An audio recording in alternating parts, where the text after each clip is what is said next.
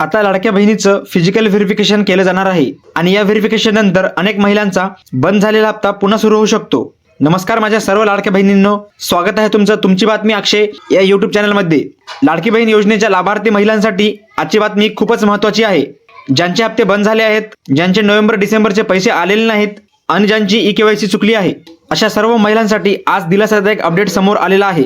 चला तर मग आता पाहूया नेमकं फिजिकल व्हेरिफिकेशन म्हणजे काय, फिजिकल व्हेरिफिकेशन कुणाचं होणार आणि कशा पद्धतीने होणार हे सगळं आजच्या व्हिडिओमध्ये सविस्तरपणे समजून घेणार आहोत। जर तुम्ही व्हिडिओ पहिल्यांदाच पाहत असाल तर आमच्या चॅनलला सबस्क्राइब करून घ्या, कारण अशाच लाडकी बहीण आणि सरकारी योजना विषयी डेली अपडेट्स आम्ही आमच्या चॅनलवर देत असतो। माझ्या लाडक्या बहिणींनो, ही जी महत्त्वाची माहिती आहे ती महिला व बाल विकास विभागाच्या मंत्री आदिती तटकरे यांनी स्वतः ट्विट करून दिली आहे। या अपडेटचा स्क्रीनशॉट देखील अनेक ठिकाणी समोर आलेला आहे आणि त्यामुळे ही माहिती अधिकृत आणि खरी आहे। ई-केवायसीची शेवटची तारीख याविषयी आपण थोडक्यात पाहूया। आता नेमकं काय झालं, लाडकी बहीण योजनेसाठी 31 डिसेंबर 2025 ही ई-केवायसी करण्याची शेवटची तारीख देण्यात आलेली होती।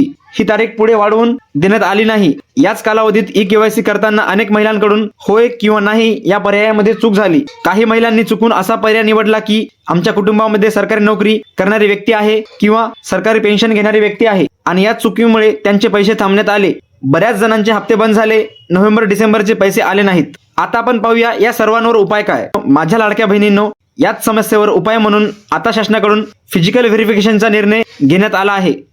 आता फिजिकल व्हेरिफिकेशन म्हणजे काय हे पाहूया। महिलांची प्रत्यक्ष पडताळणी केली जाणार आहे। जर या पडताळणीमध्ये महिला पात्र आढळल्या तर त्यांचा बंद झालेला हप्ता पुन्हा सुरू केला जाईल। आता आपण पाहूया फिजिकल व्हेरिफिकेशन कोण करणार आहे। हे फिजिकल व्हेरिफिकेशन अंगणवाडी सेविकांमार्फत केले जाणार आहे। यासाठी राज्यातील सर्व जिल्हाधिकाऱ्यांना सूचना देण्यात आल्या आहेत। जिल्हा स्तरावरून सर्व तालुके आणि गावांमध्ये ही प्रक्रिया राबवली जाणार आहे। आता आपण पाहूया व्हेरिफिकेशन कसं होईल, घरपोच किंवा केंद्रावर। माझ्या लाडक्या बहिणींनो, फिजिकल व्हेरिफिकेशन दोन पद्धतीने होऊ शकतं। अंगणवाडी सेविका स्वतः तुमच्या घरी येऊन करू शकते आणि तुमच्याकडून व्हेरिफिकेशनचा फॉर्म भरून घेऊ शकते, किंवा तुम्हाला स्वतः अंगणवाडीमध्ये सेविकाकडे जाऊन फिजिकल व्हेरिफिकेशन करून घ्यावं लागू शकतं। हे पूर्णपणे तुमच्या भागात दिलेल्या सूचनांवर अवलंबून असेल। आता आपण पाहूया व्हेरिफिकेशन मध्ये तुमचं काय तपासलं जाणार आहे। फिजिकल व्हेरिफिकेशन दरम्यान मुख्यतः खालील गोष्टी तपासल्या जातील। तुमच्या कुटुंबामध्ये खरंच कोणी सरकारी नोकरीमध्ये आहे का, किंवा कोणाला सरकारी नोकरीचं पेन्शन मिळतं का। जर प्रत्यक्ष तपासणीत असं कोणीही नसल्यास स्पष्ट झालं तर मात्र तुमचा लाडकी बहीण योजनेचा लाभ सुरू राहील किंवा तो पुन्हा सुरू केला जाईल। याशिवाय योजनेचा इतर अटी व नियमांची पडताळणी देखील केली जाऊ शकते। चला तर आता पाहूया ही प्रक्रिया कोणासाठी आहे। ही फिजिकल व्हेरिफिकेशन प्रक्रिया ज्यांची ई-केवायसी चुकलेली आहे अशा महिलांसाठी करण्यात येणार आहे। ज्यांची ई-केवायसी पूर्ण झालेली नाही त्यांच्याबाबत सध्या कोणतेही अधिकृत स्पष्टीकरण देण्यात आलेलं नाही। आता आपण पाहूया पुढे काय अपडेट येणार आहे। माझ्या लाडक्या बहिणींनो, अंगणवाडी सेविकांकडे फिजिकल व्हेरिफिकेशनचा फॉर्म लवकरच उपलब्ध करून दिला जाणार आहे।